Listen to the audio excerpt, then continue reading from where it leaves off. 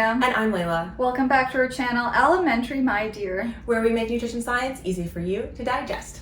Welcome back to our series on utero health, and today we're talking about breastfeeding. Doesn't quite have to do with uteruses specifically, but it's for people with uteruses. So make sure you hit that subscribe button so you never miss one of our videos. So we mentioned in our pregnancy video that we've never been pregnant before, and you may guess we've never breastfed before either. It's a pretty fair assumption, I think, for most people. I think that recently breastfeeding has become like a lot more normalized and a lot more promoted than it was even I think when I was a baby. I don't really know what was happening when I was a baby, but like, you know, like there's been a lot of movements to like get women comfortable breastfeeding in public. That's a good point, because you hear about people getting shamed for breastfeeding in public. You know, some people seem to think that it's gross and stuff, which is so bizarre. I think it's like just really anything to do with like women's bodies, people will sexualize and they'll be like, how dare you feed your child with the organs on your body that are intended to feed a child in public. I've heard though in like some cultures where they really like see breasts as like organs for feeding children, like people who sexualize breasts are almost seen as like perverts in a way. So what is the point of breastfeeding? I think we all know, but it's to provide adequate nourishment for the baby. Babies need a lot of food because it's a period of time where there is immense amount of growth. Generally by, the 4 or 5 month mark, you expect the weight to double from the birth weight.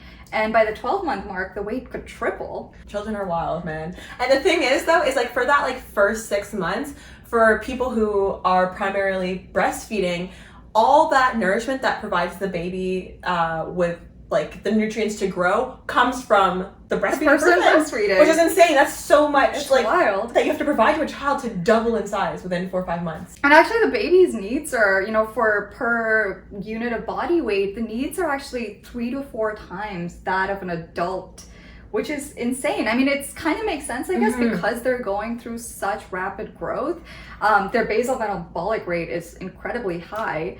Plus they have an underdeveloped digestive system. So, they're not absorbing as much of the nutrients as well. But for the purpose of today's videos, we are going to mostly focus on the nutrient requirements of the person who's breastfeeding rather than the nutrient requirements of the infant. We'll definitely cover that in another video. But in this video, we just want to make sure the person breastfeeding is getting all the nutrients they need to provide adequate nutrients to the infant, but also to make sure that they're in good health themselves. So it's super cool because your body kind of starts getting ready for breastfeeding from even during pregnancy. So during that time, your body's, the milk ducts are developing, the alveoli are developing and growing. And then after pregnancy, you have a change in your hormones, and that leads to a hormone being produced called prolactin. And as the name kind of conveys, it's prolactin, which I don't know if that's like necessarily how it was made. I don't know what like the etymology is there, but the way I think of it is like supports lactation or supports like milk, and that's what it does. It tells your body to produce milk, and when the child is suckling, they get that milk. And what's incredible to me, and we learned about this in our food science class, was that like your body just transforms your blood into milk. It's like a very complex process that it goes through, but your blood is used to make milk. During childbirth, your progesterone and estrogen levels drop, and that's what stimulates the prolactin release. And the prolactin kind of keeps the milk production going. To keep that prolactin level high, that's what the suckling or the pumping really helps with. As long as you're pumping or breastfeeding, about once a day, that is enough to kind of maintain those prolactin levels and keep your milk production at an adequate level. And it's also really incredible and just shows how cool the human body is. There's many people who report that hearing a baby cry or even just thinking of their child can stimulate milk letdown, which is insane. I think kind of just shows like the way that we have developed to like keep our offspring strong. It is insane. I feel like most of so much of our physiology exists to propel the species forward, which we know it's like the basis of all biology, but still when you hear about these little details, it's still mind-blowing. 100%. Lactation and breastfeeding takes quite a toll on the body, and there are certain nutrients that people who are lactating should be aware of and should get in like a few extra amounts. The first thing we're going to talk about is energy. We talked about how fast the child is growing. All that energy comes from the person lactating. So it takes about 65 calories of the person breastfeeding, 65 of their calories energy to make about 100 milliliters of milk, which is kind of crazy. And if you think about, how much milk is being produced on a daily basis, that kind of equates to about 500 extra calories per day. Keep in mind, there are some people who produce really large amounts of milk and some people who produce less amounts of milk. So it really is highly individualized. Something to note though, even though, you're using about 500 or so calories per day to produce around 750 milliliters of milk, just on average, throughout the process of pregnancy, your body starts to store more energy to prepare you to have enough energy to use for breastfeeding. So as we described in our pregnancy video, your body does gain weight during pregnancy, and part of that is maternal fat stores. And so even though your body may use up 500 extra calories to produce that milk, you may not necessarily need to eat extra 500 calories. It like Layla mentioned, it's highly individual and variable. I think some people's appetite may be very high during that period. For some people, it may be more normal. So I think at the end of the day, it's best to just kind of listen to your hunger cues. If you are concerned about excessive weight loss during the period of breastfeeding, that's a good time to reach out to a health professional like a doctor or dietitian. So we just talked about energy needs during breastfeeding. So where would that energy come from? So we have 3 energy yielding macronutrients. So that's carbohydrates, protein, and fats. So during the time of breastfeeding, you can kind of increase the intake of each of those components in various ways. So protein, for example, while breastfeeding, you might need about 25 extra grams of protein. So we also have carbohydrates, and carbohydrates are a large proportion of the energy in breast milk. They make up about 40% of the energy in breast milk, mostly in the form of lactose. And so you're going to need extra carbohydrates to be able to put those carbohydrates in your breast milk. So, for people who are not lactating, non-pregnant, they need about 130 grams of carbohydrates per day. People who are pregnant need 175 grams of carbohydrates per day. And people who are lactating need 210 grams of carbohydrates per day, which is quite a big jump from the 130. And it's also recommended to kind of increase your intake of healthy fats as well. So with that increase in protein, the carbohydrates, and the fats, that's kind of almost just like an extra meal. If you have a nice balanced meal or a large snack, that should kind of help you get in those macronutrients. We do also want to point out that we talked about, breast milk is about 40 or so percent carbohydrates in terms of energy, about 50 or so percent fat, and less than 10% protein. But what's really amazing is that your body changes the composition of breast milk to suit the needs of the child. It's even within one feeding, exactly. Right? If I remember correctly, I think towards the end of the feeding, there's more fat to help the child feel more full. Exactly. And it's supposed to kind of cue to the child as well that they have enough nourishment for that feeding period. Yeah, which is insane. So crazy. And then even the breast milk composition when the baby's first born is different from a few months in, is different from when they have some solid foods. Humans are amazing. And again, that's another thing that you said, it's crazy how much of our physiological functions are just making sure that our genetics get onto that next generation. That's another feature of that. One thing that I often hear from, people in my life that have gone through breastfeeding is that they feel very thirsty. That's not surprising because there's a lot of fluid. There's a lot of fluid and your it's body. coming out of it's like your blood is turning into milk and then leaving your body. So the recommendation is to increase your fluid intake by about an extra liter a day, which is quite insane considering that the normal fluid needs are about 2 liters. But I mean, at the end of the day, I think just listening to your thirst cues as well is the best thing that you can do. And as we mentioned earlier, we have some people who produce small amounts of breast milk, some people produce a lot more. So I think the individual variability there is quite large. And so that's where listening to your thirst cues really comes into play. So now we've talked about, the energy requirements and the changes in macronutrient requirements. We're going to move on to micronutrients. And I think those are often like overlooked when we talk about really any kind of health for any population.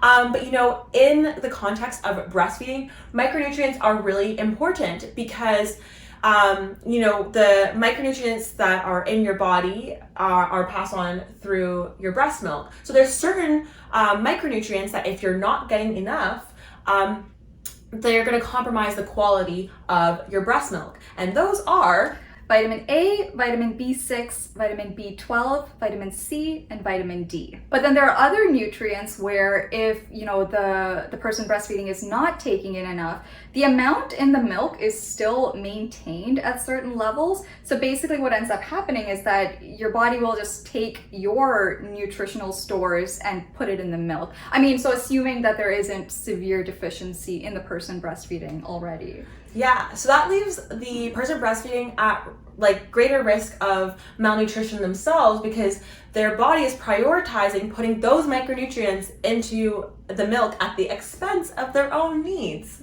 So, and since this is part of our utero health series, we are going to be prioritizing for this video those particular nutrients and kind of highlighting what the person breastfeeding can do to help support their own short and long-term health. So one of these nutrients that you know, your body prioritizes putting into the milk is calcium. And so we know, and we've talked about in our other videos, calcium is really important for bone health along with some other functions, but I think it's most notable for its bone health. So I think it's kind of common knowledge that females tend to be at higher risk for osteoporosis, which is, you know, when the bone mineral density of your bones kind of go down and they make them more prone to fractures. And we know that calcium is like a really big part of cow's milk that, you know, people consume regularly. And it's actually a really big part of breast milk as well because the baby needs that. That's why it's so important during the period of lactation that you're getting in adequate calcium. So the calcium needs aren't actually any higher during the period of lactation, according to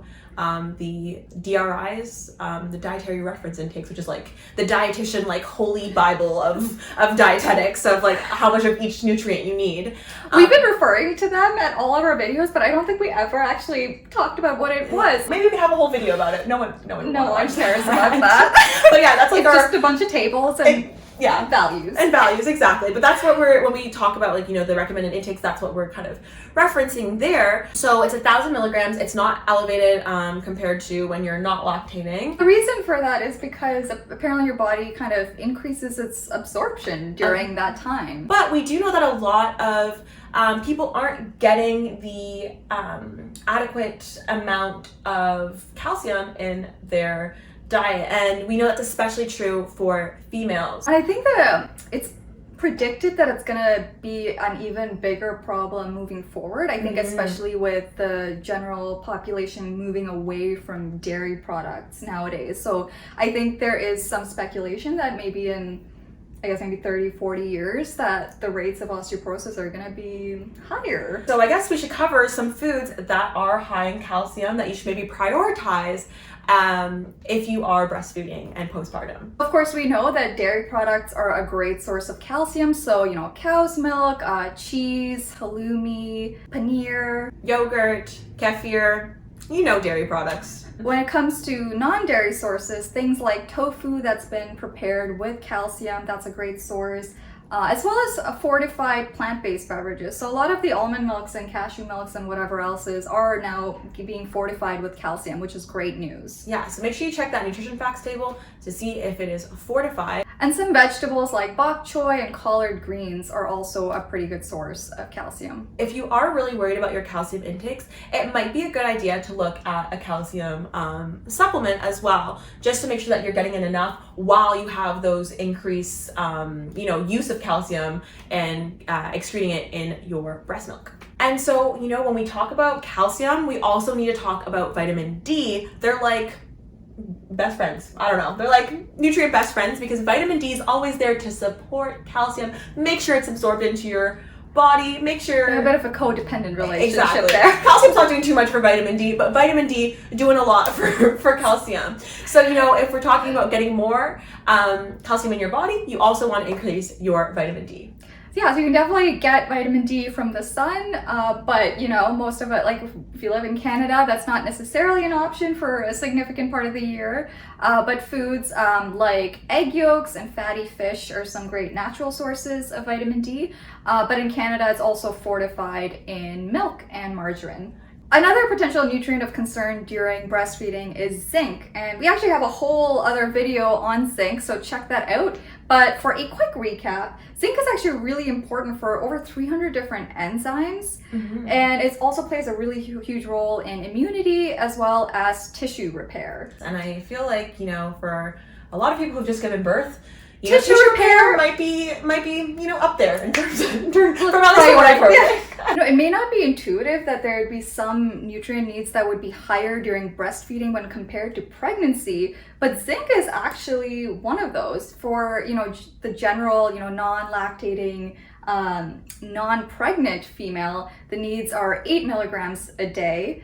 And while pregnant, it's 11 milligrams a day, and while breastfeeding, it's 12 milligrams a day. So, like we talked about, zinc is one of those nutrients that your body will sacrifice your own stores to put into the breast milk for your child.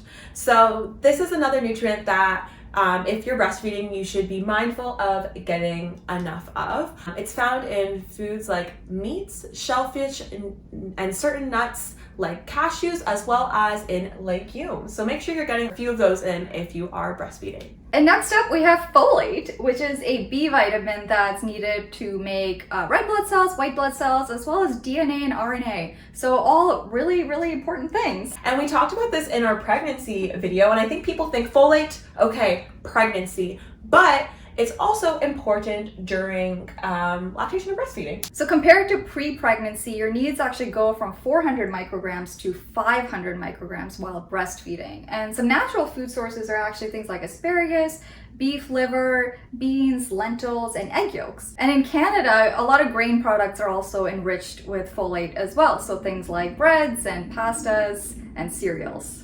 Up next, we have iron. And in our last video, we talked about pregnancy and how your iron stores increase a lot during pregnancy compared to normal times when you're regularly menstruating, and compared to those in the population who don't menstruate. And during breastfeeding, we actually see that the requirements for iron go down quite a bit. So during pregnancy, it's 27 milligrams per day, 27. But during breastfeeding, it goes down to 9 milligrams per day. And that's because typically during the time of lactation, menstruation still doesn't start happening yet. So it's like once you start weaning that you'll get your period back. You might be wondering if you're breastfeeding, if you should take any supplements. And actually a lot of doctors recommend that you continue to take your prenatal vitamin even after giving birth while breastfeeding. And these prenatal vitamins, they might have more iron that you need, but that's not really a huge concern. Additionally, if you are a vegetarian or vegan, there may be some other supplements that you should consider taking, such as a calcium supplement, because especially if you're vegan, you're not getting in those dairy products. We talked about how important calcium is. Also, vitamin B12 might be a good supplement to look at if you are a vegetarian or vegan, as B12 is typically found in animal foods. And calcium is found in a lot of plant-based foods as well, but a lot of them do tend to be, less bioavailable, meaning that your body has a hard time absorbing the calcium from those sources, which is why, if you're vegan or vegetarian, taking a calcium supplement may be necessary. So now you might be wondering if there's anything you should avoid eating during breastfeeding. And when it comes to the health of the infant while breastfeeding, of course we don't want to avoid certain things like alcohol and certain drugs. But as far as, the health of the person who's breastfeeding, as long as you have a healthy and varied diet, there aren't really any huge restrictions to be worried about. We definitely will be adding another video talking about, getting enough nutrients in for the infant and focusing on infant health.